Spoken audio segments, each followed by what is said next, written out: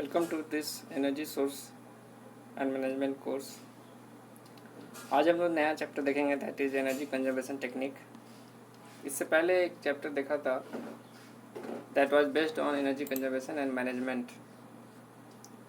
उस चैप्टर में we have seen the energy scenario देखे थे, इंडियन इकोनॉमी का कैसा एनर्जी कंजर्वेशन मैनेजमेंट देखे थे। Also we have seen the payback system, return on reserves investment, life cycle cost कैसे होता है, साइंकी डायग्राम कैसा होता है।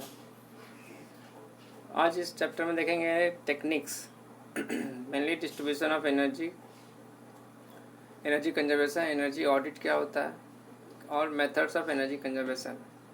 इसके अंदर हम लोग को जनरेशन एंड कॉम्बाइंड साइकिल देखेंगे। बेसिकली इस चैप्टर को दो यूनिट में हम देखेंगे। First unit we will see today. So first of all we will see what is the energy conservation. Energy conservation refers to efforts made to reduce energy consumption. Basically focus करना है हमें energy consumption में। Energy conservation can be achieved through increased efficient energy use in conjunction with decreased energy consumption and reduce consumption from conventional energy sources. Consumption हमको conventional energy sources से ही कम करना है। Individuals and organizations that are direct consumers of energy choose to conserve energy to reduce energy cost and promote economic security. Altogether हमारा main motto रहेगा to reduce energy cost. Industrial and commercial users can increase energy efficiency to maximize profit. Energy conservation industry में भी होता है, community, house hold, सभी जगह energy conserve ये group का काम है। ये एनर्जी कंजर्वेशन सिर्फ अकेला इंडस्ट्री का नहीं है, ये पूरे के पूरे स्टेट्स का, पूरे कंट्री का बात है। सारे कम्युनिटीज़ में आता है, अगर हाउस होल्ड हो या इंडस्ट्री हो या कोई मैनेजमेंट लेवल हो। Energy conservation at household levels में we will see there major appliances और डोमेस्टिक यूज। एनर्जी कंजर्वेशन हाँ रेफ्रिजरेटर में कैसा, energy conservation in oven, micro oven, in ironing, cooking, washing machine, और साथ साथ हम लाइटनिंग और कूलिंग जो सिस्टम यूज कर रहे हैं, इस सब के एनर्जी कंजर्वेशन हमें देखना है। Next we have the community level में all unnecessary lights should be turned off, especially when conference room etc. are not in use. Computers, monitors, photocopiers and other business equipment should be set to their energy saving mode. Skylights should be used for warehouses. We should ensure that offices having air conditions have proper windows and all doors are closed when the air conditioner is used.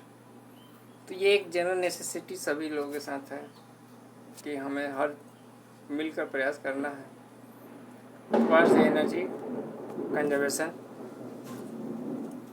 Next we will use our renewable energy resources for making this energy efficient environment. Alternative resources, that is renewable energy sources, should be used in place of non-renewable energy sources. Example: solar, biogas, wind energy. Solar energy for cooking and heating should be promoted. Projects involve wind generated energy for community and municipal needs should be demonstrated to the whole community. Demonstration of biogas programs is also required to tell people for the efficient use of it. So by doing this we will make aware to the society and we will make energy efficient country. Next we have the advantages of energy conservation. Energy conservation can result in increased financial capital, environmental quality, national security, personal security and human comfort. Energy efficiency save money, it is environmental friendly, it improves indoor air quality, longer lifespan to appliances. So these are the basic advantages of energy conservation. Like that we have energy management system. Energy conservation includes any behavior that results in the use of less energy. focuses on behavior of people. On one example of using daylight through window rather than turning off the lights. So this is a basic use. अगर day में हम अगर day light का use करें for our purpose, तो that will be a good example for conservation of energy. Energy efficiency involves the use of technology that require less energy to perform the same function. Focuses on equipment or machinery being used. One example is installing LED light bulbs for the street lights. This is how this LED light is more efficient, less consumption, but more the same intensity of light. हम direct LED के ऊपर LED use कर सकते हैं. Next we have the renewable energy. Renewable energy is the energy obtained from sources that are essentially inexhaustible. Focuses on wind, solar, geothermal. One example is installing solar power plant. So we can manage all these tools one by one. Next हम देखेंगे कि energy conservation हमारा industry में कैसे होता है. Energy में conservation industry is based on auditing, process modification, improved measurement instruments, energy loss reduction, light load reduction. So we have energy management system in every industry. कोई भी इंडस्ट्री में एक एनर्जी मैनेजमेंट सिस्टम होता है. उसके अंदर हम ये देखते हैं कि हमारा कंजम्पशन कैसे कम हो. More efficient pumps, compressors, engines हम यूज करें. We will see this about the energy auditing. Energy auditing क्या है? Is a systematic approach to monitor industrial energy consumption and to find out the sources of energy wastage. So एक industry बहुत बड़ा firm होता है, बहुत बड़ा organisation होता है. उसके अंदर जो एनर्जी कंजम्पशन है उसका एक ऑडिटिंग होता है, एक हमारा अप्रोच होता है कि सारा मॉनिटर करना कितना इसमें कंजम्पशन हो रहा है. The first and most important role of energy auditing is to identify the area of energy consumption and to find the overuse for assessing the opportunity of saving energy. Analysis of energy use is done for identifying the areas of energy consumption. Energy audit means verification, monitoring, analysis of use of energy, including submission of technical report containing recommendation for improving energy efficiency with cost benefit analysis and an action plan to reduce energy consumption. Audit method generally दो तरह का होता है, preliminary and detail energy audit. So this is energy auditing system. Mainly इसमें हम लोग monitor करेंगे, check करेंगे, जिस तरह से हम लोग घर में चेक करते हैं कि हमारे रेफ्रिजरेटर 5 स्टार का है, बल्ब सारे LEDs हैं, जो हमारे कूलर्स या जो भी यूज हो रहे हैं, देयर मोटर्स, पंपिंग सिस्टम के मोटर्स काफ़ी high efficiency they by less consumption. In the same way पूरा ऑडिटिंग हमारा इंडस्ट्री में होता है, that is called energy auditing. वहाँ भी हम मॉनिटर करते हैं हर मशीनरीज को, हर तरह का वेस्टेज ऑफ एनर्जी कम करने की कोशिश करते हैं. सो बेसिकली एम क्या है एनर्जी ऑडिटिंग का? The aim is to minimise cost for energy, to minimise operational cost, to minimize cost for repairs and reconstruction, increase quality of environment that contributes to increase work productivity. These are the main aim of energy auditing. हमने energy auditing दो तरह का देखा था. एक होता है preliminary first stage में, सेकेंड स्टेज में we have detail energy auditing. So let us see the preliminary energy audit method.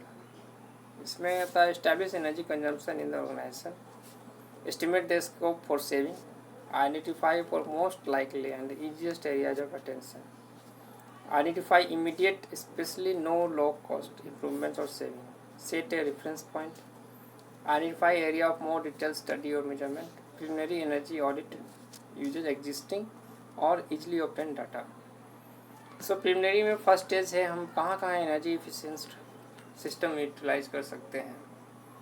Basically एक इंडस्ट्री पावर प्लांट में अगर 4, 5, 6 उसमें डिपार्टमेंट में हम कहाँ एनर्जी एफिशिएंसी एक मेथड कर लगा सकते हैं, वो हम लोग इसमें जनरली इस्टेब्लिश करते हैं, आइडेंटिफाई करते हैं. This is the preliminary energy audit. Second is our detail energy audit. It offers most accurate estimate of energy saving and cost. This is based on an inventory of energy using system, assumption of current operating condition and calculation of energy use. Detailed energy auditing carried out in 3 phases: pre-audit, audit, post-audit. So detailed energy भी 3 types में है: pre audit, audit phase में है and post audit. ये सब audit करने का सिर्फ एक ही हमारा करने का चांस हमें मिलता है, और ये करने के लिए एक ही चीज़ हमें रखा गया है, that is energy consumption. Let us see के एग्जांपल देखते हैं कि कोई भी एक इंडस्ट्री है, suppose we have this is a milk industry. इसमें bulk process milk, toned, double tone and full cream का प्रोडक्शन है। Capacity of this plant is 8 lakh litres of milk per day है। Annual fuel consumption PNG use कर रहा है, that is of 17,76,000 rupees इसमें कंजम्स हो रहा है, लगभग 3.7 crore. And electricity is about 134.6 lakh worth of rupees 6.68 crore. So annual energy consumption 6.68 crore है। एनुअल एनर्जी बिल जो आता है वो आता है लगभग 10 करोड़ का। So we can see here, अगर हम किसी तरह से एफिशिएंस करके अगर ये 10 करोड़ को हम अगर 1 करोड़ भी कम कर सकें या 50 लाख भी कम कर सकें, then it is good for us. So major recommendation इस प्लांट में किया गया है, boiler fuel switch over to PNG from LDO। So कुछ कंट्रीब्यूशन किया गया, एनर्जी ऑडिट हुआ, उसके बाद पता चला कि क्या क्या चेंजिंग करने से हमारा ये जो एनुअल एनर्जी बिल है वो कम हो और हमारा कंजम्पशन कहाँ ज़्यादा हो रहा है। सो उसके हिसाब से देखें तो बॉयलर हमने देखा कि बॉयलर जो है वो LDO यूज करता था, that is light diesel oil. Diesel oil से वो कन्वर्ट हो गया नेचुरल गैस की तरफ।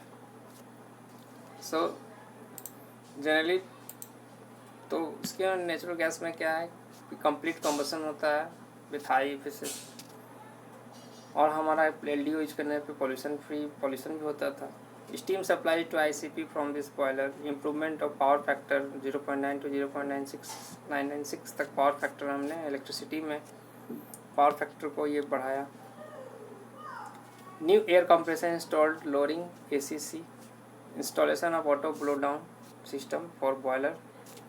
तो ये हमने इस तरह का कुछ सिस्टम चेंज किया। जैसे और भी देखते हैं, let us see in the boiler. Boiler में क्या, condensate recovery is not being done, feed water temperature presently is 50 degree C। So हमने रिकमेंडेशन आफ्टर ऑडिटिंग ये रिकमेंड किया गया कि recover condensate to raise feed water temperature to up to 85 degree C। So यहाँ पर हमने इसको regenerate किया, we have reuse it. Condensate को हमने वापस फीड वाटर के साथ मैच कराकर एक साथ उसे हीट एक्सचेंज करके 85 डिग्री पे फीड कर रहे हैं। Install DA aerator head on feed water tank and recover condensate. Install steam operated condensate recovery pump. Illumination lightning system हमने क्या किया, दिस HPMB लैम्प्स को are use for street lighting use करते थे। HPMB एक्चुअली एक high pressure mercury vapour का एक lamp होता है। 36 watt tubelights with copper chokes are used. Recommendation किया गया, replace this high pressure mercury vapour lamps by high pressure sodium vapour lamp. These are more efficient lamps. 36 watt tubelights की जगह पे T5 28 watt with electronic choke in a phase minor हमने use किया। Likewise, we have seen an air compressor में air leakage about 26% हो रहा था। We have plugging the air leakage and blockage that passage। तो इस तरह से छोटे छोटे हमने हर पार्ट्स में कुछ एनर्जी एफिशिएंट करके we have increased our efficiency और हमने अपने कंजम्पशन को बहुत कम किया। इसके हिसाब से हम देखेंगे this bill we will also reduce after some time. Next we will see what is cogeneration। Cogeneration और एक कॉम्बाइंड साइकिल का इफेक्ट हम देखते हैं, that is also for energy efficient में यूज होता है। Late us see what is cogeneration. को का मतलब ये होता है साथ साथ, मीन्स किसी के साथ में करके काम करना होगा. So cogeneration is a process in which any industrial facility uses its waste energy to produce heat or electricity. This is a very good method for using waste energy to produce heat or electricity. Cogeneration is an energy efficient, environmental friendly method of producing electricity, power, steam or any hot water at the same time in one process with one fuel. So burns every once and uses it twice. So एक ही बार जाओ काम 2-3 बार हो जाए. This is cogeneration. इसमें generally एक combined effect होता है. और main motto is to check कि जो हीट प्रोड्यूस हो रहा है उसको इलेक्ट्रिसिटी में कन्वर्ट करना, मीन्स पावर में कन्वर्ट करना. सो बेसिकली हीट को पावर में कन्वर्ट करना इस combined CHP combined heat power system भी बोलते हैं. और cogeneration is the simultaneous generation of useful mechanical and thermal energy in a single integrated system. Combined heat power can be configured as a topping or bottoming cycle. दो तरह का होता है. Typical topping cycle में system में fuel is combustible in prime mover. कोई engine में अगर प्राइम मूवर में फ्यूल बर्न हो रहा है एज ए रेसिप्रोकेटिंग इंजन में, कम्बसन और गैस टरबाइन, स्टीम टरबाइन में भी या माइक्रो टरबाइन में fuel cells which drives the overall system to generate electricity. This is our topping. Bottoming cycle में क्या होता है कि refer to a waste heat to power. इसमें fuel is combusted to provide thermal input to furnace और other industrial process and heat rejected. ये important है कि जब heat rejected from the process is then used for electricity production.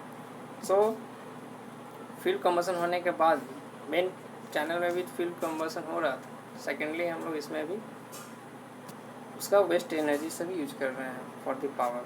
Late us see an example कि यहाँ पे एक reciprocating engine cycle है. We have the crank here and this main shaft some generator जोड़े हैं. We have producing electricity. So this engine is producing heat and this is the waste heat that we are getting out. यहाँ से हमारा burn gases या burn fuel निकल रहा है. So here we have the cold water and hot water is coming out for cooling purpose of the system. So the hot water again we have heat exchanging from the waste gases. जो भी इस waste gas में अभी भी इसमें heat रहता है वो हीट को हम ट्रैप करेंगे and we will exchange the heat to this water. इस वाटर को एक्सचेंज करने के बाद we are getting a warm water.